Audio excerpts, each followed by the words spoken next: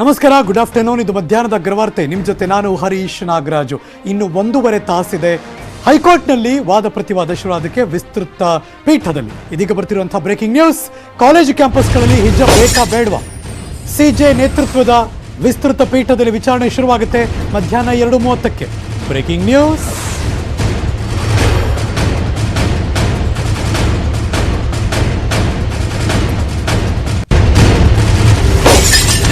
ಏಕಸದಸ್ಯ ಪೀಠದಿಂದ ವಿಸ್ತೃತ ಪೀಠಕ್ಕೆ ವರ್ಗಾವಣೆ ಆಯಿತು. ನಿನ್ನೆ ಸಂಜೆನೆ 3 ನ್ಯಾಯಮೂರ್ತಿಗಳ ಪೀಠ ರಚನೆ ಆಯಿತು. ತುರ್ತು ವಿಚಾರಣೆ ಆದ ಕಾರಣಕ್ಕೆ ಮುಖ್ಯ ನ್ಯಾಯಮೂರ್ತಿಗಳು ಅಂದರೆ ಸಿಜೆ ಅವರಿಂದ ಪೀಠ ರಚನೆ ಆಯಿತು. ಇವತ್ತಿನ ವಿಚಾರಣೆ ಬಗ್ಗೆ ಇಡೀ ದೇಶಕ್ಕೆ ಕುತೂಹಲ ಇದೆ, ನಿರೀಕ್ಷೆಗಳೂ ಇದೆ ಅವರವರ ಕಡೆ. ಮುಖ್ಯ ನ್ಯಾಯಮೂರ್ತಿ ಋತುರಾಜ್ ಅವಸ್ಥಿ, ನ್ಯಾಯಮೂರ್ತಿ ಕೃಷ್ಣ ಎನ್ ದೀಕ್ಷಿತ್ ಅವರದೇ ಏಕಸದಸ್ಯ ಪೀಠ ಇತ್ತು. ಅವರು ವರ್ಗಾಯಿಸಿದ ಮೇಲೆ ಮುಖ್ಯ ನ್ಯಾಯಮೂರ್ತಿಗಳು ಸಿಜೆ ಋತುರಾಜ್ ಅವಸ್ಥಿಯವರು ನ್ಯಾಯಮೂರ್ತಿ ಕೃಷ್ಣ ಎಸ್ ದೀಕ್ಷಿತ್ ಜೊತೆಗೆ ನ್ಯಾಯಮೂರ್ತಿ ಖಾಜಿ ಜೈಬುನ್ನೀಸಾ ಅವರನ್ನೊಳಗೊಂಡ 3 ಜಡ್ಜ್ಗಳ ಪೀಠವನ್ನು ರಚನೆ ಮಾಡಿದ್ರು. ಇವತ್ತು ಆ ವಿಸ್ತೃತ ಪೀಠದಲ್ಲಿ 3 ಜನ ನ್ಯಾಯಮೂರ್ತಿಗಳಿದ್ದಾರೆ. ಅವರು ಎಲ್ಲವನ್ನು ಕೂಡ ಆಲಿಸ್ತಾರೆ. ಇವತ್ತು ತೀರ್ಪು ಬರುತ್ತಾ? ಮಧ್ಯಂತರ ತೀರ್ಪು ಕೊಡ್ತಾರಾ? ತೀರ್ಪು ಇನ್ನೂ ಕೂಡ ಮುಂದಕ್ಕೆ ಹೋಗುತ್ತಾ? ಇದೆಲ್ಲವೂ ಕುತೂಹಲ, ನಿರೀಕ್ಷೆ ಅಂತೂ ಇದ್ದೇ ಇದೆ. ಅವರವರ ಕಡೆ ಅವರವರ ನಿರೀಕ್ಷೆ. ಇಡೀ ದೇಶ ಇವತ್ತು ಕರ್ನಾಟಕದ ಹೈಕೋರ್ಟ್ನತ್ತ ಹಿಜಾಬ್ ಸಂಘರ್ಷದಲ್ಲಿ ವಿಸ್ತೃತ ಪೀಠದಲ್ಲಿ 3 ನ್ಯಾಯಮೂರ್ತಿಗಳಿದ್ದಾರೆ. ಅವರು ಕುಲಂಕುಷವಾಗಿ ವಿಚಾರಣೆ ನಡೆಸಿ ಇವತ್ತು ಆದೇಶವನ್ನು ಕೊಡ್ತಾರಾ ಅಥವಾ ಮುಂದಕ್ಕೆ ಹೋಗುತ್ತಾ? ಇದೆಲ್ಲವೂ ಕೂಡ ಕಾದು ನೋಡಬೇಕು. ಒಂದಂತೂ ನಿಜ, ಕಳೆದ 1 ವಾರಗಳಿಂದ ಕರ್ನಾಟಕ ರಾಜ್ಯದಲ್ಲಿ ಇದು ದೊಡ್ಡ ಬೆಳವಣಿಗೆ. ಒಂದು ರೀತಿ ಎಲ್ಲೋ ದೊಡ್ಡ ಸಂಘರ್ಷ ಆಗ್ತಾ ಇದೆ ಅಂತ ಗೊತ್ತಾದ ತಕ್ಷಣ ಮತ್ತು ಇಮಿಡಿಯೇಟಾಗಿ ಶಾಲೆಗಳಿಗೆ ರಜೆ ಕೊಟ್ಟರು. ಅದಾದಮೇಲೆ ಹೈಕೋರ್ಟ್ನ ಏಕಸದಸ್ಯ ಪೀಠ ಇತ್ತು. 2 ದಿನ ವಿಚಾರಣೆ ನಡೆಸಿದ ಮೇಲೆ ಕೃಷ್ಣ ಎಸ್ ದೀಕ್ಷಿತ್ ಅವರು ಅದನ್ನು ವಿಸ್ತೃತ ಪೀಠಕ್ಕೆ ವರ್ಗಾವಣೆ ಮಾಡಿದ್ರು. ತದನಂತರ ವರ್ಗಾವಣೆ ಮಾಡಿ ಒಂದಷ್ಟು ಗಂಟೆಗಳಲ್ಲೇ 3 ನ್ಯಾಯಮೂರ್ತಿಗಳ ವಿಸ್ತೃತ ಪೀಠದಲ್ಲಿ ರಚನೆ ಆಗೋಯಿತು. ಇವತ್ತು ಮಧ್ಯಾಹ್ನ 2:30ಕ್ಕೆ ಟೈಮು ಡಿಸೈಡ್ ಆಯಿತು. ಮಧ್ಯಾಹ್ನ 2:30ಕ್ಕೆ ಹೈಕೋರ್ಟ್ನ ವಿಸ್ತೃತ ಪೀಠದಲ್ಲಿ 3 ನ್ಯಾಯಮೂರ್ತಿಗಳ ಮುಂದೆ ವಾದ ಪ್ರತಿವಾದ ಬರುತ್ತೆ. Let's wait and watch. ಇವತ್ತೇನೇನಾಗುತ್ತೆ ಗಮನಿಸೋಣ. ಬಹಳ ಕುತೂಹಲಕಾರಿ ಘಟ್ಟ ತಲುಪಿದೆ.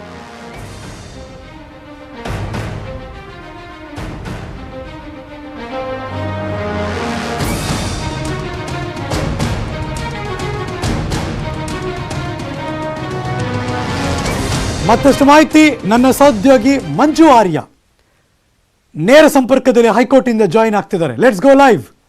Good afternoon Manju. ಎಲ್ಲರ ದೃಷ್ಟಿ ಈಗ ಕರ್ನಾಟಕದ ಹೈಕೋರ್ಟ್ನತ್ತ. ಅಫ್ಕೋರ್ಸ್ ಸರ್ಕಾರ ಕೂಡ ಪ್ರತಿವಾದವನ್ನು ಮಂಡಿಸೋದಕ್ಕೆ ಅಡ್ವೊಕೇಟ್ ಜನರು ಕೂಡ ತಯಾರಾಗಿರ್ತಾರೆ. ಇವತ್ತೇನೆಲ್ಲ ನಿರೀಕ್ಷೆ ಮಾಡ್ಬೋದು, ಏನೆಲ್ಲ ನಡೆಯುವ ಸಾಧ್ಯತೆಗಳಿವೆ?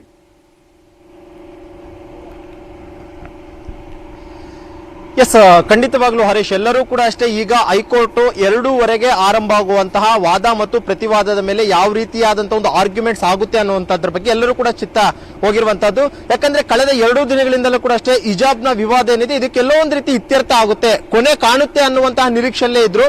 ಆದ್ರೆ ಇಲ್ಲಿ ನ್ಯಾಯಮೂರ್ತಿಗಳು ಕೂಡ ಅಷ್ಟೇ ಇದು ನಾನು ಆದೇಶ ಕೊಡೋದಕ್ಕಿಂತನೂ ಒಂದು ತ್ರಿಸದಸ್ಯ ಪೀಠದಿಂದ ಆದೇಶ ಕೊಟ್ಟರೆ ಒಳ್ಳೇದು ಅನ್ನುವಂಥ ಅಭಿಪ್ರಾಯದೊಂದಿಗೆ ಅವರು ಕೂಡ ಅಷ್ಟೇ ಇದನ್ನ ಮುಖ್ಯ ನ್ಯಾಯಮೂರ್ತಿಗಳ ಗಮನಕ್ಕೆ ಕೂಡ ತಂದ್ರು. ಈಗ ಮುಖ್ಯ ನ್ಯಾಯಮೂರ್ತಿಗಳ ಪೀಠದ ಮುಂದೆ ಈಗಾಗಲೇ ಒಂದು ಅರ್ಜಿ ವಿಚಾರಣೆ ಕೂಡ ಬಂದಿರುವಂತದ್ದು. ಸದ್ಯಕ್ಕೆ ಎಲ್ಲಾ ಅರ್ಜಿಗಳ ವಿಚಾರಣೆ ಕೂಡ ಅಷ್ಟೇ ಇವತ್ತು 2:15 ಆರಂಭವಾಗ್ತಾ ಇದೆ. ಇನ್ನು ಋತುರಾಜ್ ಅವಸ್ಥಿ ಅವರ ಒಂದು ಮುಖ್ಯ ನ್ಯಾಯಮೂರ್ತಿಗಳೇನಿದ್ದಾರೆ ಹೈಕೋರ್ಟ್ನ ಅವರ ಒಂದು ಪೀಠದಲ್ಲಿ ಒಂದು ವಿಚಾರಣೆ ಕೂಡ ಅಷ್ಟೇ ಇವತ್ತು 2:15 ಎಕ್ಸಾಕ್ಟ್ ಆಗಿ ಬರ್ತಾ ಇರುವಂತದ್ದು. ಇನ್ನು ಅರ್ಜಿದಾರರ ಪರವಾಗಿ ದೇವದತ್ ಕಾಮತ್ ಕೂಡ ಅಷ್ಟೇ ಎಲ್ಲಾ ರೀತಿಯಾದಂತಹ ವಾದವನ್ನ ಮಂಡನೆ ಮಾಡೋದಕ್ಕೆ ಈಗಾಗಲೇ ಅವರು ಸಿದ್ಧವಾಗಿದ್ದಾರೆ. ಯಾಕಂದ್ರೆ ಕಳೆದ 2 ದಿನಗಳಿಂದಲೂ ಕೂಡ ಅಷ್ಟೇ ಅವರು ಸಾಕಷ್ಟು ರೀತಿಯಾದಂತಹ ಒಂದು ಬೇರೆ ಬೇರೆ ರಾಜ್ಯದ ಹೈಕೋರ್ಟ್ ನ ಒಂದಷ್ಟು ಆರ್ಡರ್ ಕಾಪಿಯನ್ನು ಕೂಡ ಅಷ್ಟೇ ತೋರಿಸಿದ್ರು. ಅದರ ಒಂದು ವಾದ ಮತ್ತು ಪ್ರತಿವಾದದ ಒಂದು ಅಂಶಗಳನ್ನು ಕೂಡ ಅಷ್ಟೇ ನ್ಯಾಯಮೂರ್ತಿಗಳ ಗಮನಕ್ಕೆ ತಂದಿದ್ರು. ಇತ್ತ ಅಡ್ವೊಕೇಟ್ ಜನರಲ್ ಕೂಡ ಅಷ್ಟೇ ಇವತ್ತು ಸರ್ಕಾರದ ಪರವಾಗಿ ವಾದವನ್ನ ಮಂಡನೆ ಮಾಡೋದಕ್ಕೆ ಅವರು ಕೂಡ ಅಷ್ಟೇ ಸಿದ್ಧರಾಗಿರುವಂತಹ. ಯಾಕಂದ್ರೆ ಕಳೆದ 2 ದಿನಗಳನ್ನ ಹೋಲಿಕೆ ಮಾಡ್ಕೊಂತ ಹೋದ್ರೆ ಏಕಸದಸ್ಯ ಪೀಠದಲ್ಲಿ ಆದಂತಹ ಪ್ರತಿಯೊಂದು ವಾದವೂ ಕೂಡ ಅಷ್ಟೇ ಅತಿ ಹೆಚ್ಚಾಗಿ ದೇವದತ್ ಕಾಮತ್ ಅವರೇ ವಾದವನ್ನ ಮಂಡನೆ ಮಾಡಿದ್ರು. ಯಾಕಂದ್ರೆ ಮದ್ರಾಸ್ ಹೈಕೋರ್ಟ್ ನ ತೀರ್ಪಾಗಿರ್ಬೋದು, ಕೇರಳ ಹೈಕೋರ್ಟ್ ನ ತೀರ್ಪಾಗಿರ್ಬೋದು, ಬಾಂಬೆ ಹೈಕೋರ್ಟ್ ನ ತೀರ್ಪಾಗಿರ್ಬೋದು, ಇದಿಷ್ಟು ಸಾಲದು ಎಂದಂತೆ ಮಲೇಷ್ಯಾ ಹೈಕೋರ್ಟ್ ನಲ್ಲಿ ಕೊಟ್ಟಂತ ತೀರ್ಪನ್ನು ಕೂಡ ಅಷ್ಟೇ ಉಲ್ಲೇಖ ಮಾಡ್ತಾರೆ. ಯಾಕಂದ್ರೆ ಒಂದಷ್ಟು ರಾಜ್ಯಗಳಲ್ಲಿ ಪರವಾಗಿ ತೀರ್ಪು ಬಂದಿದೆ, ಇನ್ನೊಂದಷ್ಟು ರಾಜ್ಯದ ಹೈಕೋರ್ಟ್ಗಳು ವಿರುದ್ಧವಾಗಿ ತೀರ್ಪನ್ನು ಕೊಟ್ಟಿದೆ. ಆ ಒಂದು ಕಾರಣಕ್ಕೋಸ್ಕರ ಕರ್ನಾಟಕ ರಾಜ್ಯದ ಹೈಕೋರ್ಟ್ ಕೊಡುವಂತ ತೀರ್ಪು ಇದೆಲ್ಲದಕ್ಕೂ ಕೂಡ ಅಷ್ಟೇ ಎಲ್ಲೋ ಒಂದು ರೀತಿ ಬದ್ಧವಾಗಿರಬೇಕು ಅನ್ನೋಂಥ ಒಂದು ಕಾರಣಕ್ಕೋಸ್ಕರ ಅವರು ಕೂಡ ಅಷ್ಟೇ ವಾದವನ್ನ ಮಂಡನೆ ಮಾಡ್ತಾರೆ. ಆದ್ರೆ ಇವತ್ತು ಅಡ್ವೊಕೇಟ್ ಜನರಲ್ ಕೂಡ ಅಷ್ಟೇ ಸರ್ಕಾರದ ಪರವಾಗಿ ಇವತ್ತು ವಾದವನ್ನ ಮಂಡನೆ ಮಾಡೋದಕ್ಕೆ ಅವರು ಸಿದ್ಧವಾಗಿರುವಂತ, ಯಾಕಂದ್ರೆ 2 ದಿನಗಳಿಂದ ಅವರು ವಾದ ಮಂಡನೆ ಮಾಡಕ್ ಹೋಗಿಲ್ಲ. ಯಾಕಂದ್ರೆ ಪ್ರಮುಖವಾಗಿ ಸರ್ಕಾರ ಒಂದು ಆದೇಶ ಏನು ಹೊರಡಿಸಿದೆ, ಆ ಆದೇಶದಂತೆ ನೀವು ಒಂದು ತೀರ್ಪನ್ನ ಕೊಡಿ ಅನ್ನುವಂತ ಒಂದು ಮನವಿಯನ್ನ ಮಾಡ್ಕೊಂಡು ಬಂದ್ರು. ಈಗಾಗಲೇ ಎಲ್ಲಾ ಶಾಲಾ ಕಾಲೇಜುಗಳಲ್ಲಿ ಕೂಡ ಅಷ್ಟೇ ಸಮವಸ್ತ್ರವನ್ನು ಕಡ್ಡಾಯವಾಗಿ ಒಂದು ಸರ್ಕಾರ ಆದೇಶ ಕೊಟ್ಟಿದೆ. ಆ ಆದೇಶಕ್ಕೆ ಅನುಗುಣವಾಗಿ ನೀವು ತೀರ್ಪನ್ನ ಕೊಡಿ, ಯಾಕಂದ್ರೆ ಸಮಾನತೆಯ ದೃಷ್ಟಿಯಿಂದ ಶಿಕ್ಷಣ ವ್ಯವಸ್ಥೆಯಲ್ಲಿ ಎಲ್ಲರನ್ನು ನೋಡಬೇಕಾಗಿದೆ. ಆ ಒಂದು ಕಾರಣಕ್ಕೋಸ್ಕರ ನೀವು ಸಮವಸ್ತ್ರವನ್ನು ಧರಿಸಿ ಶಾಲೆಗೆ ಬರುವಂತೆ ಒಂದು ಆದೇಶವನ್ನು ಕೊಡಿ ಅನ್ನುವಂತ ಒಂದು ಮನವಿಯನ್ನ ಮಾತ್ರ ಮಾಡಿದ್ರು. ಅಷ್ಟು ಬಿಟ್ರೆ ಅಡ್ವೊಕೇಟ್ ಜನರಲ್ ಅವರು ಈ ಒಂದು ಪ್ರಕರಣದಲ್ಲಿ ಯಾವುದೇ ರೀತಿಯಂತ ವಾದವನ್ನ ಮಂಡನೆ ಮಾಡಕ್ ಹೋಗಲಿಲ್ಲ ಅತಿ ಹೆಚ್ಚಾಗಿ. ಈ ಒಂದು ಸಂದರ್ಭದಲ್ಲಿ ದೇವದತ್ ಕಾಮತ್ ಕೂಡ ಅಷ್ಟೇ ನಿನ್ನೆ ಮಧ್ಯಂತರ ಆದೇಶವನ್ನಾದ್ರೂ ಈ ಒಂದು ಪ್ರಕರಣದಲ್ಲಿ ಕೊಡು, ಯಾಕಂದ್ರೆ 2 ತಿಂಗಳಲ್ಲಿ ಎಕ್ಸಾಮ್ಸ್ ಇದೆ, ಎಕ್ಸಾಮ್ಸ್ಗೆ ನಿಮ್ಮ ಆದೇಶ ಒಂದು ತೊಂದರೆ ಆಗಬಾರ್ದು, ಆ ಒಂದು ಕಾರಣಕ್ಕೋಸ್ಕರ ಮಧ್ಯಂತರ ಆದೇಶದ ಒಂದು ತೀರ್ಪನ್ನ ಕೊಡಿ ಅನ್ನುವಂತ ಒಂದು ಮಾತನ್ನ ಹೇಳಿದ್ರು. ಸದ್ಯಕ್ಕೆ ಇವತ್ತು 2:30 ಒಂದ್ ಕಡೆ ದೇವದತ್ ಕಾಮತ್ ಕೂಡ ಅಷ್ಟೇ ಇನ್ನೊಂದಷ್ಟು ಇನ್ಪುಟ್ಸ್ ಅನ್ನ ಇಟ್ಕೊಂಡು ಇವತ್ತು ವಾದ ಮಂಡನೆ ಮಾಡಕ್ಕೆ ಸಿದ್ಧವಾಗಿದೆ. ಯಾಕಂದ್ರೆ ನಿನ್ನೆ ಕೇವಲ ಓರ್ವ ನ್ಯಾಯಾಧೀಶರಿದ್ರು, ಇವತ್ತು ಮುಖ್ಯ ನ್ಯಾಯಮೂರ್ತಿಗಳ ಜೊತೆಗೆ 2 ನ್ಯಾಯಾಧೀಶರಿರ್ತಾರೆ. ಅಂದ್ರೆ 3 ಸದಸ್ಯ ಪೀಠದಲ್ಲಿ ಈ ಒಂದು ಅರ್ಜಿ ವಿಚಾರಣೆ ಕೂಡ ಆಗ್ತಾ ಇದ್ದು, ಇನ್ನೆಲ್ಲರೂ ಕೂಡ ಅಷ್ಟೇ ಈಗ ಹೈಕೋರ್ಟ್ ನ 3 ಸದಸ್ಯ ಪೀಠದಲ್ಲಿ ಏನು ವಿಚಾರಣೆ ಆಗುತ್ತೆ, ಯಾವ ರೀತಿಯ ಆದೇಶ ಬರಬಹುದು ಅನ್ನುವಂತ ನಿರೀಕ್ಷೆಯಲ್ಲಿದ್ದಾರೆ. ಒಂದು ಕಡೆ ವಿದ್ಯಾರ್ಥಿಗಳು ಕೂಡ ಅಷ್ಟೇ ಈಗಾಗಲೇ ಶಾಲಾ ಕಾಲೇಜುಗಳು ರಜೆಯನ್ನ ಘೋಷಣೆ ಮಾಡಿದ್ದಾರೆ.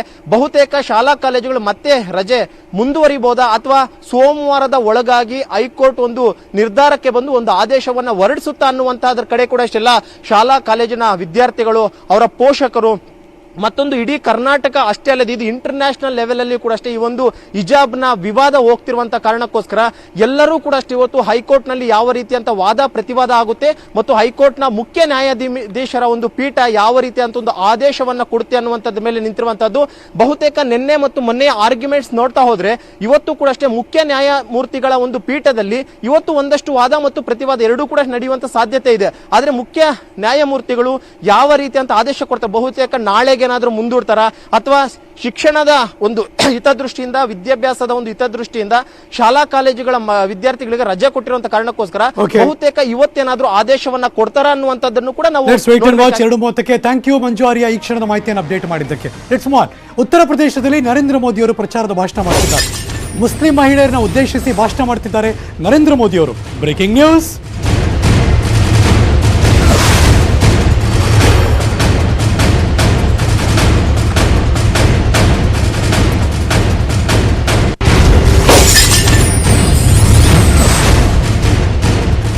ತ್ರಿವಳಿ ತಲಾಖನ್ನ ಪ್ರಸ್ತಾಪ ಮಾಡ್ತಿದ್ದಾರೆ ಪ್ರಧಾನಮಂತ್ರಿಗಳು.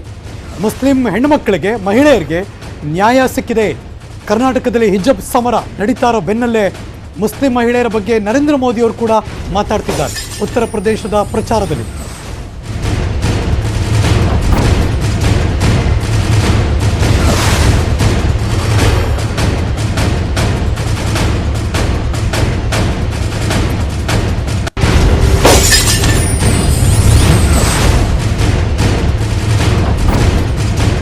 ಕರ್ನಾಟಕದಲ್ಲಿ ಹಿಜಬ್ ಪ್ರಕರಣ ಕೋರ್ಟ್ನಲ್ಲಿದೆ. ಮಧ್ಯಾಹ್ನ 2:30ಕ್ಕೆ ವಾದ ಪ್ರತಿವಾದ ಮಂಡನೆ ಮಾಡ್ತಾರೆ. ಹಿಜಬ್ ಸಮರದ ಈ ಸಂದರ್ಭದಲ್ಲಿ ಮಾನ್ಯ ಪ್ರಧಾನಮಂತ್ರಿಗಳು ಉತ್ತರ ಪ್ರದೇಶದ ಪ್ರಚಾರ ಭಾಷಣದಲ್ಲಿ ಮುಸ್ಲಿಂ ಮಹಿಳೆಯರನ್ನು ಉದ್ದೇಶಿಸಿ ಮಾತಾಡ್ತಿದ್ದಾರೆ. ಮುಸ್ಲಿಂ ಮಹಿಳೆಯರಿಗೆ ಹಿಜಬ್ ಅಂದರೆ ತ್ರಿವಳಿ ತಲಾಖಿಂದ, ಕಾನೂನಿಂದ ನ್ಯಾಯ ಸಿಕ್ಕಿದೆ ಅನ್ನುವ ಮಾತನ್ನು ಪ್ರಸ್ತಾಪ ಮಾಡ್ತಿದ್ದಾರೆ. ಉತ್ತರ ಪ್ರದೇಶದ ಪ್ರಚಾರದ ಭಾಷಣದಲ್ಲಿ ನರೇಂದ್ರ ಮೋದಿ ಅವರಿದ್ದಾರೆ. ಮಹಿಳೆಯರಿಗೆ ನ್ಯಾಯ ಸಿಕ್ಕಿದೆ ಅನ್ನೋ ಮಾತುಗಳನ್ನು ಮಾತಾಡ್ತಿದ್ದಾರೆ.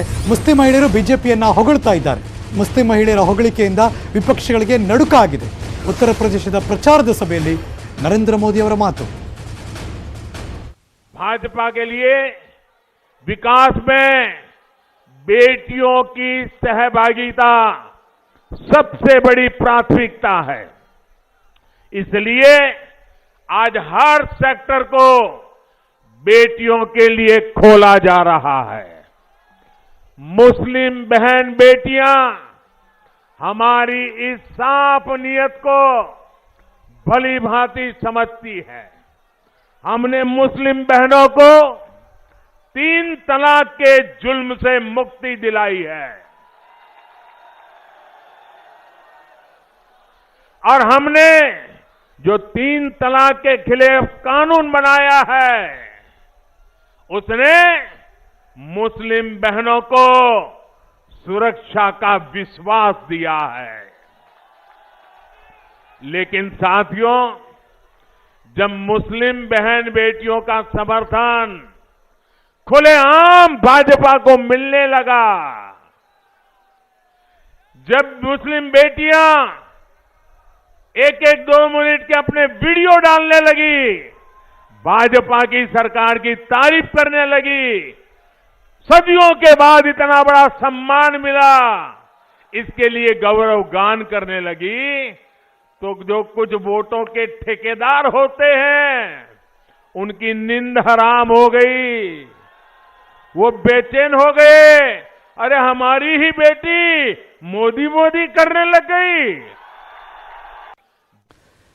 ಅಲ್ಲಿನ ಬೆಳವಣಿಗೆ ಬಗ್ಗೆ ಮತ್ತಷ್ಟು ಮಾಹಿತಿ ನನ್ನ ಸಹೋದ್ಯೋಗಿ ಧರಣೇಶ್ ಬುಕ್ಕನಕೆರೆ ದೆಹಲಿಯಿಂದ ದೂರವಾಣಿ ಸಂಪರ್ಕದಲ್ಲಿದ್ದಾರೆ. Good afternoon Dharanesh. Good afternoon. Narendra ಮೋದಿಯವರ ಮಾತು ಮುಸ್ಲಿಂ ಮಹಿಳೆಯರು ಮೆಚ್ಚುತ್ತಿದ್ದ ರೀತಿಯ ಬಗ್ಗೆ, ಭಾರತೀಯ ಜನತಾ ಪಕ್ಷ ಅವರಿಗೆ ಮಾಡಿರೋ ಒಳ್ಳೆಯ ಕೆಲಸದ ಬಗ್ಗೆ, ಇನ್ನೊಂದು ಕಡೆ ಕರ್ನಾಟಕದಲ್ಲಿ ಇವತ್ತು ಹಿಜಬ್ನ ದೊಡ್ಡ ಮಟ್ಟದಲ್ಲಿ ಆಕ್ರೋಶ, ಅದಕ್ಕೆ ದೊಡ್ಡ ಹೋರಾಟ ನಡೀತಾ ಇದೆ. ಏನಾದರೂ ಅದ್ರ ಬಗ್ಗೆ ಗಮನ ಸೆಳೆಯೋ ಪ್ರಯತ್ನ ಮಾಡಿದ್ರಲ್ಲಿ? ಆಕ್ಚುಲಿ ಕರ್ನಾಟಕದಲ್ಲಿ ಹಿಜಾಬ್ ಸಂಬಂಧಪಟ್ಟಂತೆ ಬಹಳ ವ್ಯಾಪಕವಾಗಿ ಚರ್ಚೆ ಆಗ್ತಿರುವ ನಡುವೆನೆ ಪ್ರಧಾನಮಂತ್ರಿ ನರೇಂದ್ರ ಮೋದಿ ಇವತ್ತು ತ್ರಿಬಲ್ ತಲಾಕ್ ಹಾಗೂ ಕೇಂದ್ರ ಸರ್ಕಾರ ಮುಸ್ಲಿಂ ಮಹಿಳೆಯರ ಪರವಾಗಿದೆ ಅನ್ನುವ ದಾಟಿನಲ್ಲಿ ಮಾತನಾಡಿದರೆ ಇಲ್ಲಿ ಬಹಳ ಆಸಕ್ತಿಕರವಾದಂತಹ ವಿಷಯ ಏನು ಅಂತಂದ್ರೆ, ಇವತ್ತಿನಿಂದ ಉತ್ತರ ಪ್ರದೇಶದಲ್ಲಿ ಮತದಾನ ಪ್ರಕ್ರಿಯೆಗಳು ಶುರುವಾಗ್ತವೆ. ಇವತ್ತು ಮೊದಲ ಹಂತದ ಮತದಾನ ನಡೀತಿದೆ. ಸಹರನ್ಪುರದಲ್ಲಿ ಪ್ರಧಾನಮಂತ್ರಿ ನರೇಂದ್ರ ಮೋದಿ ರ್ಯಾಲಿಯನ್ನ ಉದ್ದೇಶಿಸಿ ಮಾತನಾಡ್ತಿದ್ದು, ಉತ್ತರ ಪ್ರದೇಶದ ಚುನಾವಣೆ ಅಂತಂದ್ರೆ ಅಲ್ಲಿ ಮುಸ್ಲಿಮರು ಕೂಡ ಬಹಳ ನಿರ್ಣಾಯಕ ಪಾತ್ರ ವಹಿಸುವಂತಹ ಚುನಾವಣೆ. ಯಾಕೆಂದ್ರೆ ಅಷ್ಟು ಸಂಖ್ಯೆಯ ಮುಸ್ಲಿಂ ಮತದಾರರು ಅಲ್ಲಿ ಇದ್ದಾರೆ. ಸೊ ಹಾಗಾಗಿ ಮುಸ್ಲಿಮರನ್ನ ನೇರವಾಗಿ ವಿರೋಧ ಮಾಡಿಕೊಂಡು ಯಾವುದೇ ರಾಜಕೀಯ ಪಕ್ಷ ಚುನಾವಣೆಯನ್ನ ನಡೆಸಲಿಕ್ಕೂ ಕೂಡ ಕಷ್ಟ. ಸೊ ಈ ಎಲ್ಲ ಹಿನ್ನೆಲೆಯಲ್ಲಿ ಜೊತೆಗೆ ಜಾಗತಿಕವಾಗಿ ಪ್ರಧಾನಮಂತ್ರಿ ಆದಂತವರು ಒಂದು ಇಮೇಜ್ ಅನ್ನ ಕಾಪಾಡ್ಕೊಳ್ಬೇಕಾಗತ್ತೆ, ಅಂದ್ರೆ ಲಿಬರಲ್ ಇಮೇಜ್ ಅನ್ನ ಕಾಪಾಡ್ಕೊಳ್ಬೇಕಾಗತ್ತೆ. ಅದು ಒಂದು ಕಾರಣ ಇರ್ಬೋದು. ಮತ್ತೆ ಈಗ ಅವ್ರ ಮಾತನ್ನ ಕೇಳಿಸ್ಕೊಂಡ್ರು ಕರ್ನಾಟಕದಲ್ಲಿರುವಂತಹ ಹೆಣ್ಮಕ್ಳು ಅವಾಗ ಅದನ್ನ ಕೇಳ್ತಾರೆ, ನಾವು ಇಲ್ಲಿ ನಿಮ್ಮನ್ನು ಹೊಗಳ್ತೀವಿ, ನಮಗೂ ಪರ್ಮಿಷನ್ ಕೊಡಿ ಅಂತ. ಎಕ್ಸಾಕ್ಟ್ಲಿ. ಮತ್ತೆ ಈಗ ಹಿಜಾಬ್ ವಿಷಯಕ್ಕೆ ಸಂಬಂಧಪಟ್ಟಂಗೆ ಅಲ್ಲಿರುವಂತದ್ದು ವಿಷಯ ಏನು, ಮುಸ್ಲಿಂ ವಿದ್ಯಾರ್ಥಿಗಳಿಗೆ ಅವರ ಧರ್ಮದ ಅನುಸಾರವಾಗಿ ಹಿಜಾಬ್ ಧರಿಸಲಿಕ್ಕೆ ಅವಕಾಶವನ್ನ ಕೊಡಬೇಕು ಅಂತ. ಸೊ ರೈಟ್ ವಿಂಗ್, ಅದು ಪಾರ್ಟಿ ಇರ್ಬೋದು ಅಥವಾ ಬೇರೆ ಬೇರೆ ಸಂಘಟನೆಗಳಿರ್ಬೋದು, ಅವು ವಿರೋಧವನ್ನ ವ್ಯಕ್ತಪಡಿಸ್ತಿದ್ದಾವೆ. ಸೊ ಅಲ್ಲೊಂದ್ ಕಡೆ ಏನೋ ಅಲ್ಲಂಗ್ ಆಗ್ತಿರ್ಬೇಕಾದ್ರೆ ಇವರು ಮುಸ್ಲಿಮರಿಗೆ ನಾವು ಅವ್ರ ಪರವಾಗಿದ್ವಿ, ಮುಸ್ಲಿಂ ಹೆಣ್ಣು ಮಕ್ಕಳ ಅಭ್ಯುದಯದ ಪರವಾಗಿದ್ದೀವಿ ಅನ್ನುವಂತ ಮಾತುಗಳನ್ನ ಆಡಿದ್ದಾರೆ. ಇದು ಒಂದ್ ಕಡೆ ನೀನ್ ಸತ್ತಂಗ್ ಮಾಡು, ನಾನು ಅತ್ತಂಗ್ ಮಾಡ್ತೀನಿ ಅನ್ನುವಂತ ರಾಜಕೀಯವ ಅಥವಾ ನಿಜವಾದ ಕಳಕಳಿಯ ರಾಜಕೀಯವ ಅನ್ನೋದು ಅಲ್ಟಿಮೇಟ್ಲಿ ಜನ ಡಿಸೈಡ್ ಮಾಡ್ಬೇಕಾಗುತ್ತೆ. ಬಟ್ ಇವರು ಇವತ್ತಿನ ಸಂದರ್ಭದಲ್ಲಿ ನಾವು ಈ ತ್ರಿಬಲ್ ತಲಾಕ್ ಬಗ್ಗೆ ತಂದಂತಹ ಕಾನೂನಿನಿಂದಾಗಿ ಮುಸ್ಲಿಂ ಸಮುದಾಯ ನಮ್ಮ ಬಗ್ಗೆ ಮೆಚ್ಚುಗೆಯನ್ನ ವ್ಯಕ್ತಪಡಿಸಿದೆ, ಮುಸ್ಲಿಂ ಮಹಿಳೆಯರು ನಮ್ಮ ಬಗ್ಗೆ ಮೆಚ್ಚುಗೆಯನ್ನ ವ್ಯಕ್ತಪಡಿಸಿದ್ದಾರೆ, ಬಿಜೆಪಿಯ ಬಗ್ಗೆ ಒಳ್ಳೆ ಮಾತನ್ನ ಆಡ್ತಿದ್ದಾರೆ ಅನ್ನುವಂತ ಮಾತುಗಳನ್ನ ಹೇಳಿದ್ದಾರೆ. ಅಫ್ಕೋರ್ಸ್ ಅಂದ್ರೆ ಒಂದು ವಿವಾದವನ್ನ ಬಗೆಹರಿಸುವ ನಿಟ್ಟಿನಲ್ಲಿ ಸಂತೈಸುವ ನಿಟ್ಟಿನಲ್ಲಿ ಪ್ರಧಾನಿಯವರು ಈ ರೀತಿ ಮಾತುಗಳನ್ನಾಡಿದ್ರೆ ಅಫ್ಕೋರ್ಸ್ ಅದು ಮೆಚ್ಚುಗೆಗೆ ಅರ್ಹವಾದದ್ದು. ಮತ್ತೆ ನೀವ್ ಹೇಳ್ದಂಗೆ ಅಲ್ಲಂಗ್ ಮಾತಾಡ್ತಿದ್ದೀರಿ ಸರಿ, ನಮಗೂ ನಮ್ಮ ಹಕ್ಕುಗಳನ್ನ ಅಥವಾ ನಾವು ಇಷ್ಟಪಟ್ಟಂಗೆ ಬದುಕಲಿಕ್ಕೆ ಅವಕಾಶವನ್ನ ಮಾಡ್ಕೊಡಿ ಅಂತ ಯಾರಾದ್ರೂ ಆಸೆ ಪಟ್ರೆ ಕೇಳಿದ್ರೆ ಅದರಲ್ಲೂ ಕೂಡ ತಪ್ಪಿಲ್ಲ. ಸೊ ಹಂಗಾಗಿ ಮಾತು ಮತ್ತು ಕೃತಿ ಎರಡರಲ್ಲೂ ಕೂಡ ಒಂದೇ ಧೋರಣೆ ಇರಬೇಕಾಗತ್ತೆ. ಅದನ್ನ ಏನೋ ರಾಜಕೀಯ ಪಕ್ಷಗಳು ರಾಜಕೀಯ ನಾಯಕರು ಹೇಗೆ ಮಾಡ್ತಾರೆ, ಹೇಗೆ ನಡ್ಕೊಳ್ತಾರೆ ಅನ್ನುವಂಥದ್ದು ಗೊತ್ತಿರುವಂತದ್ದೇ ಹರೀಶ್. ಅಲ್ಲ, ಈ ಮಾತು ಕೇಳಿಸ್ಕೊಂಡ್ಮೇಲೆ ಕರ್ನಾಟಕದ ಒಬ್ಬ ಹೆಣ್ಮಗಳು ಪ್ರಜೆ ಕೂಡ ಒಂದ್ ಕಣ್ಣಿಗೆ ಬೆಣ್ಣೆ ಇನ್ನೊಂದ್ ಕಣ್ಣಿಗೆ ಸುಣ್ಣ ಯಾಕೆ ಅಂತ ಕೇಳ್ಬೋದೇನೋ ಅಂತ. ಎಕ್ಸಾಕ್ಟ್ಲಿ. ಈಗ ಏನಂತಂದ್ರೆ ಆಯ್ತು, ತ್ರಿಬಲ್ ತಲಾಕ್ ವಿಷಯದಲ್ಲಿ ನೀವು ಒಳ್ಳೆಯ ಕಾನೂನನ್ನ ತಂದ್ರಿ, ಸರಿ, ಅದು ಮುಸ್ಲಿಂ ಮಹಿಳೆಯರ ಆ ತಂಗುಲಿಯನ್ನ ಬಿಡಿಸುವಂತಹ ಕಾನೂನು, ಅದನ್ನ ಅಪ್ರಿಶಿಯೇಟ್ ಮಾಡ್ತೀನಿ. ಅದೇ ರೀತಿ ಈ ಧರಿಸಿನ ವಿಷಯದಲ್ಲೂ ಕೂಡ ನಮಗೆ ನಮ್ಮ ಹಕ್ಕುಗಳನ್ನ ಕಾಪಾಡ್ಕೊಳ್ಳಿಕ್ಕೆ ಅಥವಾ ನಮ್ಮ ಇಚ್ಛೆ ಬಂದಂತೆ ನಾವು ಇರ್ಲಿಕ್ಕೆ ಅವಕಾಶವನ್ನ ಮಾಡ್ಕೊಡಿ. ನಿಮ್ಮದೇ ಅಂದ್ರೆ ಒಂದು ರೈಟ್ ವಿಂಗ್ ಇದನ್ನ ವಿರೋಧವನ್ನ ವ್ಯಕ್ತಪಡಿಸಿದೆ. ನೀವು ಈಗ ಮಾತಿನ ಮುಖಾಂತರ ಸಂತೈಸುವ ಮಾತನಾಡಿದ್ರಿ, ಇಟ್ಸ್ ಓಕೆ. ಅದ್ರ ಜೊತೆಗೆ ಯಾರಿಗೆ ಯಾವ ಸಂದರ್ಭದಲ್ಲಿ ಹೇಗೆ ಸೂಚನೆ ಕೊಡಬೇಕು, ಕಿವಿ ಹಿಂಡಬೇಕು, ಅದನ್ನು ಮಾಡಿ ಅಂತ ಯಾರಾದ್ರೂ ಹೇಳ್ಬಹುದು. ಅಸಾಧ್ಯದ್ದು ಆ ತರದ ಅದು ಆಕ್ಚುಲಿ ಅದು ಕೂಡ ಆಗ್ಬೇಕಾಗಿದೆ ಹರೀಶ್.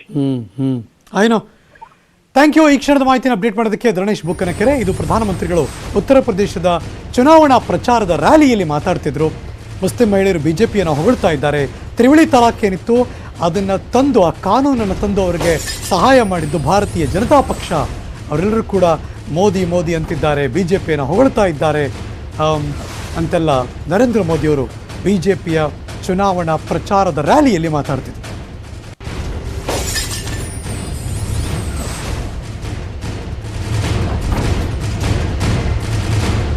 ನಮ್ಮ ಜೊತೆ ದೂರವಾಣಿ ಸಂಪರ್ಕದಲ್ಲಿ ಭಾರತೀಯ ಜನತಾ ಪಕ್ಷದ ವಿಧಾನ ಪರಿಷತ್ತಿನ ಸದಸ್ಯರಾದ ಸನ್ಮಾನ್ಯ ತೇಜಸ್ವಿನಿ ಗೌಡ ದೂರವಾಣಿ ಸಂಪರ್ಕದಲ್ಲಿದ್ದಾರೆ. ಮೇಡಮ್ ನಮಸ್ಕಾರ. ಮೇಡಮ್, ನಮ್ಮ ಧ್ವನಿ ಕೇಳಿಸ್ತಾ ಇದೆಯಾ? ಕೇಳಿಸ್ತಾ ಇದೆ. Can you hear me madam clearly? Yes yes yes. Okay, ನಿಮ್ ಧ್ವನಿ ಸೈಲೆಂಟ್ ಆಗೋಯ್ತಲ್ಲ, ಏನಿದು ಅನಿಸ್ತು, ಅದಕ್ಕೆ ಕೇಳಿದೆ ಅಷ್ಟೇ. ನಾನು ಆಕ್ಚುಲಿ ಹೇಳ್ತೀನಿ ಆಮೇಲೆ. ಓಕೆ, ನರೇಂದ್ರ ಮೋದಿ ಅವರು ಏನೋ ಉತ್ತರ ಪ್ರದೇಶದ ಚುನಾವಣಾ ರ್ಯಾಲಿಯಲ್ಲಿ ಮುಸ್ಲಿಂ ಮಹಿಳೆಯರಿಗೆ ಬಿಜೆಪಿ ಎಷ್ಟು ಸಹಾಯ ಮಾಡಿದೆ, ತ್ರಿವಳಿ ತಲಾಖನ್ನು ಪ್ರಸ್ತಾಪ ಮಾಡಿ ಬಿಜೆಪಿಗೆ ಜೈ ಅಂತ ಇದ್ದಾರೆ ಅಂತ ಮೆನ್ಷನ್ ಮಾಡ್ತಿದ್ರು. ಹಾಗಾದ್ರೆ ಇಲ್ಲಿಯವರು ಕೂಡ ನಮಗೂ ಅದನ್ನ ಕೊಡಿ, ನಾವು ಜೈ ಅಂತೀವಿ ಅಂತ ಕೇಳಬಲ್ಲರು ಅನ್ನುವ ಮಾತು. ಹಾಗಾಗಿ ನಿಮ್ಗೆ ಏನ್ ಅನ್ಸುತ್ತೆ? ಖಂಡಿತ ಮೋದಿಯವರ ನಾಯಕತ್ವ ಮತ್ತು ಸಬ್ಕಾ ಸಾಥ್ ಸಬ್ಕಾ ವಿಕಾಸ್ ಅನ್ನುವಂತ ಮಾತನ್ನ 7 ವರ್ಷ ನೋಡಿದ್ದಾರೆ ಅವರು. ಖಂಡಿತ ನಮ್ಮ ಸರ್ಕಾರದ ಬಗ್ಗೆ, ಮೋದಿಯವರ ನಾಯಕತ್ವದ ಬಗ್ಗೆ, ನಮ್ಮ ಆಡಳಿತದ ಬಗ್ಗೆ ಮುಸಲ್ಮಾನ ಹೆಣ್ಮಕ್ಳಲ್ಲಿ, ತಾಯಂದಿರಲ್ಲಿ ಒಂದು ವಿಶ್ವಾಸ ಮೂಡಿದೆ. ಆಮೇಲೆ ವಿಶೇಷವಾಗಿ ಅವರ ಹಕ್ಕುಗಳ ರಕ್ಷಣೆ, ಅವರ ಜೀವನದ ರಕ್ಷಣೆ. ಹಿಂದೂ ಧರ್ಮದಲ್ಲೂ ಕೂಡ ತುಂಬಾ ಬದಲಾವಣೆಗಳನ್ನು ಹಿಂದೆ ತಂದಿದ್ದೀವಿ. ಯಾವ್ಯಾವುದು ಒಂದು ರೀತಿ ಡ್ರಕೋನಿಯನ್ ಹ್ಯಾಬಿಟ್ಸ್ ಅಂತ ಏನಿತ್ತು, ವಿಧವೆಯರನ್ನ ಟ್ರೀಟ್ ಬೇಕಾದ ಸುಧಾರಣೆಗಳು ತಮ್ಗೆ ಗೊತ್ತಿದೆ, ನಾನು ತುಂಬಾ ಹೆಚ್ಚು ಸಮಯ ತಗೊಳ್ಳಲ್ಲ.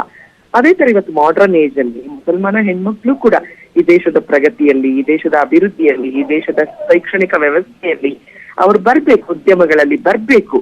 ಅವರಿಗೆ ರಿಸ್ಟ್ರಿಕ್ಷನ್ ಮಾಡ್ತಕ್ಕಂಥದ್ದು, ಅಭದ್ರತೆ ಕಾಡುವಂತಹ ಅನೇಕ ಕಾನೂನು. ಬಟ್ ಈ ಸಿಚುವೇಶನ್ ಇದೆಯಲ್ಲ ಮೇಡಮ್, ಒಂದ್ ಕಡೆ ಈ ತರ ಹೇಳ್ತಿದ್ದಾರೆ, ಇನ್ನೊಂದ್ ಕಡೆ ಕರ್ನಾಟಕದಲ್ಲಿ ಹಿಜಾಬ್ ಧರ್ಮ ಸಂಕಟ ಆಗ್ತಾ ಇದೆ, ಬಿಜೆಪಿ ಅದನ್ನ ಅಪೋಸ್ ಮಾಡ್ತಿದೆ. ಹಾಗಾಗಿ ಅದನ್ನ ಇಲ್ಲೂ ತಂದ್ಬಿಡ್ಲಿ, ನಮಗೂ ಖುಷಿ ಆಗುತ್ತೆ ಅಂತ ಕೇಳ್ತಿದ್ದಾರೆ ಅಂತ ಕೇಳ್ಬೋದು ಅಂತ. ಅಲ್ಲ, ಇಲ್ಲಿ ಒಟ್ಟಾರೆ ನೋಡಿದ್ರೆ ಹೆಣ್ಮಕ್ಳನ್ನ ಕಟ್ಟಾಕೋ ವಿಚಾರ. ಇವರಿಗೆ ಧರ್ಮದ ಹೆಸರಿನಲ್ಲಿ ಹೆಣ್ಮಕ್ಳನ್ನ ಅವರ ಮೇಡಮ್, ನಿಮ್ ಧ್ವನಿ ಕ್ಲಿಯರ್ ಇಲ್ಲ, ನನಗೆ ಕಟ್ ಆಗ್ತಿದೆ. Can you hear me madam? ಕೇಳಿಸ್ತಿದ್ಯಾ? ಬ್ರೇಕ್ ಆಗ್ತಿದೆ. ಐ ಥಿಂಕ್ ನೀವೆಲ್ಲ ಒಳಗಡೆ ಇದ್ದೀರಿ ಯಾವುದೋ ಹಾಲಲ್ಲಿ ಅಂತ ಅನಿಸ್ತಾ ಇದೆ. ಹಾಗಾಗಿ ಅದು ಕ್ಲಾರಿಟಿ ಇಲ್ಲ ನಿಮ್ಮ ಮಾತಲ್ಲಿ. Thank you Tejaswini Gowda madam. News ಮುಂದುವರಿತೆ ಬ್ರೇಕ್ ಆದಮೇಲೆ ಕಾಯ್ತಾ ಇದೆ.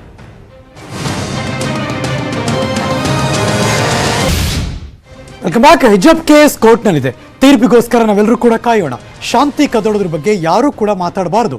ಮುಖ್ಯಮಂತ್ರಿ ಬಸವರಾಜ ಬೊಮ್ಮಾಯಿ ಅವರು ಹೇಳಿಕೆ ಕೊಟ್ಟಿದ್ದಾರೆ. ಈಗಾಗಲೇ ಕಾಲೇಜುಗಳಿಗೆ ರಜೆ ಕೊಟ್ಟಿದ್ದೀವಿ, ಯಾರು ಕೂಡ ವಿದ್ಯಾರ್ಥಿಗಳಿಗೆ ಪ್ರಚೋದನೆ ಕೊಡಬಾರದು, ಶಾಂತಿ ಕದಡೋದ್ರ ಬಗ್ಗೆ ಯಾರು ಮಾತಾಡಬಾರದು ಅಂತ ಮನವಿ ಮಾಡಿಕೊಂಡ್ರು. ಬಹಳ ಸ್ಪಷ್ಟವಾಗಿ ಹೇಳಿದ್ದೇನೆ, ಶಾಂತಿ ಸುವ್ಯವಸ್ಥೆಯನ್ನು ಕಾಪಾಡುವಂತದ್ದು ಎಲ್ಲರ ಕರ್ತವ್ಯ. ನಾವು ರಜೆ ಘೋಷಣೆ ಮಾಡಿರೋದು ಮಕ್ಕಳಲ್ಲಿ ಗೊಂದಲಗಳ ಬೇಡ, ಸ್ಕೂಲ್ ಆವರಣದಲ್ಲಿ ಗೊಂದಲ ಬೇಡ ಅನ್ನುವಂಥ ಕಾರಣದಿಂದ ಮಾಡಿದ್ದೇವೆ.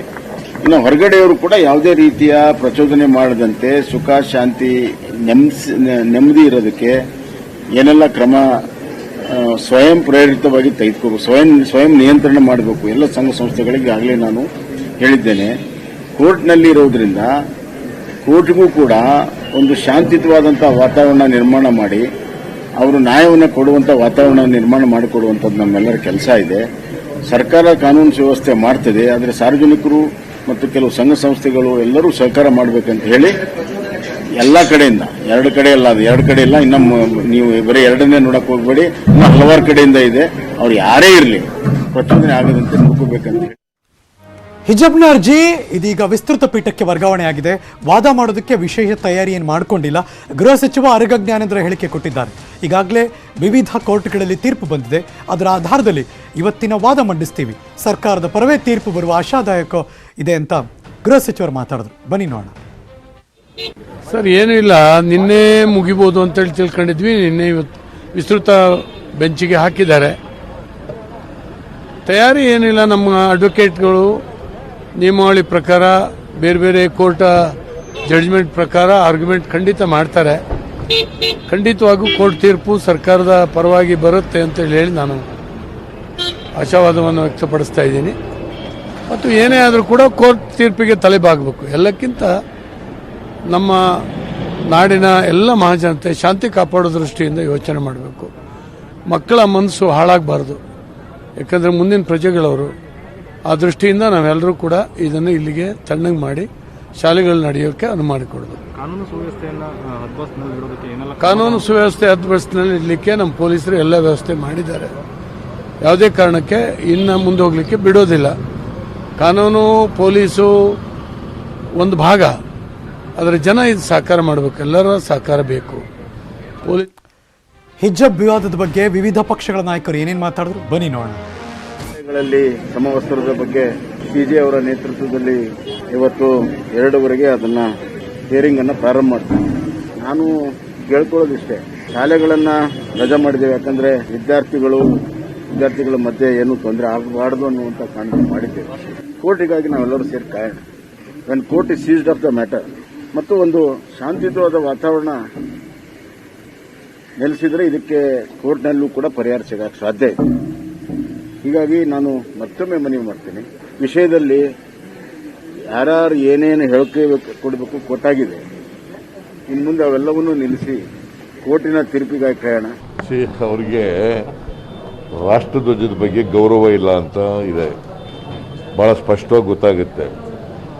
ರಾಷ್ಟ್ರಧ್ವಜದ ಬಗ್ಗೆ ಗೌರವ ಇಲ್ಲದೆ ಇರ್ತಕ್ಕಂಥವ್ರು ಪಬ್ಲಿಕ್ ಲೈಫ್ನಲ್ಲಿ ಇರಬಾರ್ದು, ರಾಜಕಾರಣದಲ್ಲಿ ಇರಬಾರ್ದು. ಈ ದೇಶದಲ್ಲಿರ್ತಕ್ಕಂಥ ಪ್ರತಿಯೊಬ್ಬ ವ್ಯಕ್ತಿನೂ ಕೂಡ ರಾಷ್ಟ್ರಧ್ವಜಕ್ಕೆ ಗೌರವ ಕೊಡಬೇಕು, ಪ್ರತಿಯೊಬ್ಬ ಪ್ರಜೆನೂ ಕೂಡ ರಾಷ್ಟ್ರಧ್ವಜಕ್ಕೆ ಗೌರವ ಕೊಡಬೇಕು. ಅದು ನಮ್ಮ ರಾಷ್ಟ್ರಧ್ವಜ ಇದೆಯಲ್ಲ, ರಾಷ್ಟ್ರದ ಗೌರವದ ಸಂಕೇತ, ಗೊತ್ತಾಯ್ತಾ? ಅದಕ್ಕೆ ಅಪಮಾನ ಮಾಡೋದಾಗಲಿ ಅವಮಾನ ಮಾಡೋದಾಗಲಿ ಅದನ್ನು ತೀವ್ರವಾಗಿ ಖಂಡಿಸಬೇಕಾಗ್ತದೆ. ಅದೇಪ್ಪ ಅವ್ರು ಇದಕ್ಕೆ ಲಾಯಕ್ ಅಂತ ಹೇಳಿದ್ನಲ್ಲ, ನಾಲಾಯಕ್ ಅಂತ ವಿಸ್ತೃತ ಬೆಂಚಿಗೆ ಹಾಕಿದ್ದಾರೆ. ತಯಾರಿ ಏನಿಲ್ಲ, ನಮ್ಮ ಅಡ್ವೊಕೇಟ್ಗಳು ನಿಯಮಾವಳಿ ಪ್ರಕಾರ ಬೇರೆ ಬೇರೆ ಕೋರ್ಟ್ ಜಡ್ಜ್ಮೆಂಟ್ ಪ್ರಕಾರ ಆರ್ಗ್ಯುಮೆಂಟ್ ಖಂಡಿತ ಮಾಡ್ತಾರೆ. ಖಂಡಿತವಾಗೂ ಕೋರ್ಟ್ ತೀರ್ಪು ಸರ್ಕಾರದ ಪರವಾಗಿ ಬರುತ್ತೆ ಅಂತ ಹೇಳಿ ನಾನು ಆಶಾವಾದವನ್ನು ವ್ಯಕ್ತಪಡಿಸ್ತಾ ಇದ್ದೀನಿ. ಮತ್ತು ಏನೇ ಆದರೂ ಕೂಡ ಕೋರ್ಟ್ ತೀರ್ಪಿಗೆ ತಲೆಬಾಗಬೇಕು. ಎಲ್ಲಕ್ಕಿಂತ ಮಕ್ಕಳ ಮನಸ್ಸು ಹಾಳಾಗಬಾರ್ದು, ಯಾಕಂದರೆ ಮುಂದಿನ ಪ್ರಜೆಗಳವರು. ಕಾನೂನು ಸುವ್ಯವಸ್ಥೆ ಹದ್ಬಸ್ತಿನಲ್ಲಿ ಇಡಲಿಕ್ಕೆ ನಮ್ಮ ಪೊಲೀಸರು ಎಲ್ಲ ವ್ಯವಸ್ಥೆ ಮಾಡಿದ್ದಾರೆ. ಯಾವುದೇ ಕಾರಣಕ್ಕೆ ಇನ್ನು ಮುಂದೆ ಹೋಗಲಿಕ್ಕೆ ಬಿಡೋದಿಲ್ಲ. ಇವತ್ತು ಹೈಕೋರ್ಟ್ನಲ್ಲಿ ಲಾರ್ಜರ್ ಬೆಂಚ್ಗೆ ಏನು ಹೋಗಿದೆ, 3 ಜನ ಚೀಫ್ ಜಸ್ಟಿಸ್ ಅವರ ನೇತೃತ್ವದಲ್ಲೇ 2:15 ಗಂಟೆಗೆ ಏನು ಕರೆದಿದ್ದಾರೆ. ಬಹುಶಃ ನಾವು ನ್ಯಾಯಾಲಯಗಳ ಮೇಲೆ ಯಾರು ಒತ್ತಡ ಇರಲಿಕ್ಕೂ ಆಗೋದಿಲ್ಲ, ನಿಗದಿನೂ ಮಾಡಲಿಕ್ಕಾಗಲ್ಲ ಸಮಯನ. ಇಂತಿಷ್ಟು ಸಮಯದಲ್ಲಿ ನೀವು ತೀರ್ಪು ಕೊಡಲೇಬೇಕು ಅಂತ ಹೇಳಿ ನನ್ನ ಮನವಿ ಏನಾದರೂ ಮನವಿ ಏನು ಅಂತಕ್ಕಂಥದ್ದು, ನ್ಯಾಯಾಂಗಕ್ಕೆ ಇವತ್ತು ಇಂಥ ಒಂದು ಪರಿಸ್ಥಿತಿಗೆ ರಾಜಕಾರಣಿಗಳು ಏನು ದುಡಿದ್ದಾರೆ, ಅಮಾಯ ಮಕ್ಕಳ ವಿಷಯದಲ್ಲಿ ಸಂಘಟನೆಗಳು ದುಡಿದ್ದಾವೆ. ಆದಷ್ಟು ಬೇಗ ಇದನ್ನು ತಿಳಿಗೊಳಿಸ್ತಕ್ಕಂಥ ನಿಟ್ಟಿನಲ್ಲಿ ಇವತ್ತು ನ್ಯಾಯ.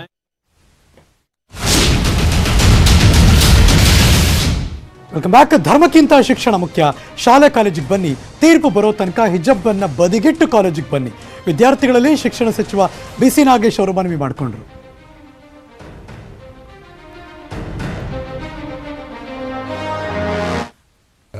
ಶಿಕ್ಷಣ ಸಂಸ್ಥೆಗಳು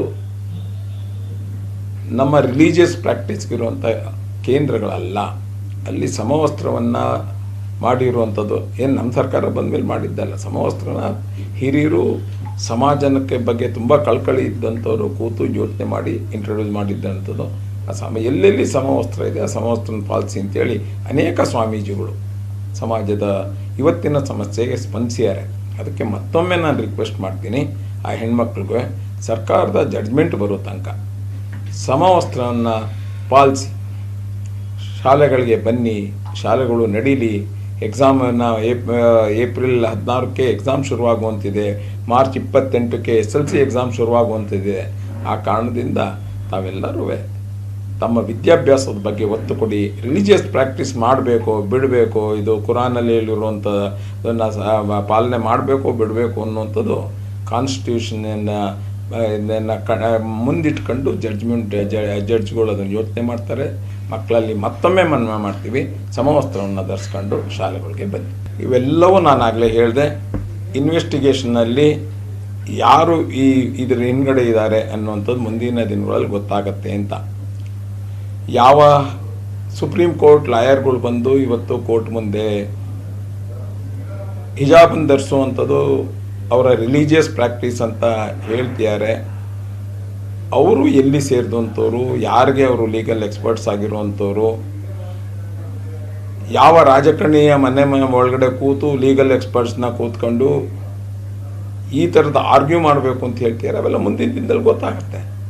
ದುರಾದೃಷ್ಟ ಈ ದೇಶ ಸಮಾನತೆ ತರಬೇಕು ಅನ್ನೋದಕ್ಕೋಸ್ಕರನೇ ಸಮಾನವಾದಂಥ ವ್ಯವಸ್ಥೆಗಳನ್ನ ಈ ದೇಶದಲ್ಲಿ ಮಾಡಿಕೊಟ್ರೂ ಸಮಾನತೆ ವಿರುದ್ಧವಾದ ಒಂದಷ್ಟು ಈ ಥರದ ವಿಚಾರದಲ್ಲಿ ಒಂದಷ್ಟು ಜನ ಭಾಗವಹಿಸ್ತಾರೆ. ಇಲ್ಲಿಗೆ ಮಧ್ಯಾಹ್ನದ ಅಗ್ರವಾರ್ತೆಯನ್ನು ಮುಗಿಸಿ ನಾನು ಹೋಗಿ ಬರ್ತೀನಿ. ಮತ್ತೆ ಸಿಗ್ತೀನಿ ಮುಂದಿನ ಸುದ್ದಿಗಳಲ್ಲಿ. ಪಕ್ಕಾ ನ್ಯೂಸ್ಗೆ ನೀವು ಯಾವಾಗಲೂ ನೋಡ್ತಾ ಇರಿ News18 ಕನ್ನಡ. ಜಾಲ ನಮ್ಮದು, ಬಲ ನಿಮ್ಮದು.